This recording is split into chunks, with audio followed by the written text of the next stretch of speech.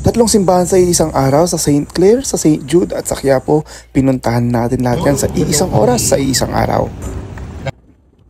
Hi guys! Nandito ngayon tayo sa St. Clair, Monastery ni St. Clair. Dito sa may Kalayaan Up. So grabe, dami palang tao, early morning. So, andito tayo para mag-alay ng itlog. First time ko lang makita ang Santa Clara kaya namangha ako sa ganda nito. Kuha tayo ng mga kandila para sindihan. Magdarasal tayo dito.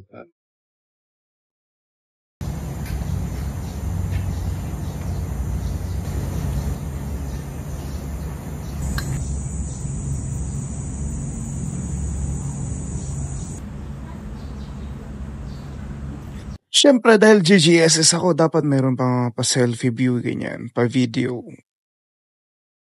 Pangalawang simbahan ang pinuntahan namin ang St. Jude, kung saan makikita mo madalas dito ang mga nagtitake ng board exam. Ayan, kasi dito daw ang Milagro, Himala, ganyan, para makapasa. Dito madalas nag-wish ang lahat.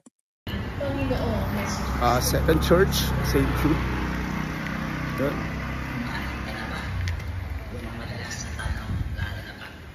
Kahit anong dasal, kahit anong wish, sabi naman nila na nasa tao ang gawa, nasa Diyos ang awa, kaya samahan pa rin natin ang sipag at tiyaga. Mas malaki sa Santa Clara. Oo, super cute naman. Pero madalas talaga ako malagi nag-wish, nagpe-pray ganyan. Mukha lang hindi, pero madasalin naman talaga ako. Kaya ito yung kandilang gandang tignan, no? Lumulutang. Siyempre hindi mawawala ang GGSS mode. At ang last sa simbahan na ating pupuntahan ay siyempre ang pinakasikat, dinudumog at pinupuntahan na Quiapo Church. Ayan, ang Batang Quiapo. Hindi lang yon, dahil noong 2020 hanggang ngayon, lahat ng problema ko na mabibigat, dito ko talaga hiniling ang mga sagot, ganyan. Di ko alam, matindi rin yung pananalig ko dito. Nagsisindi ako ng multicolored na kandila dahil sabi nila lahat daw yan ng aspeto. Siyempre di mawawala ang GGSS mode.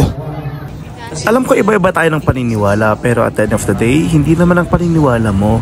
It's about kikisama sa ibang tao at paano mo tinatrato ang ibang tao. Yun pa rin yun. Bye-bye!